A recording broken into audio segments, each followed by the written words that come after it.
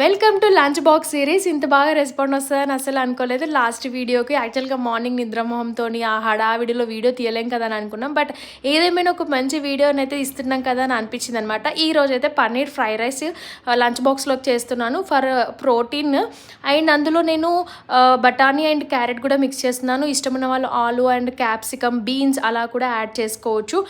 నేను సపరేట్గా పన్నీర్ని ఏం ఫ్రై చేయలేదు, చాలా చిన్న చిన్న పీసెస్ కట్ చేసుకున్నాను. ఎందుకంటే బాక్స్లోకి పెడతామని పిల్లలు ఇష్టంగా తింటారు ఈజీగా అనేసి.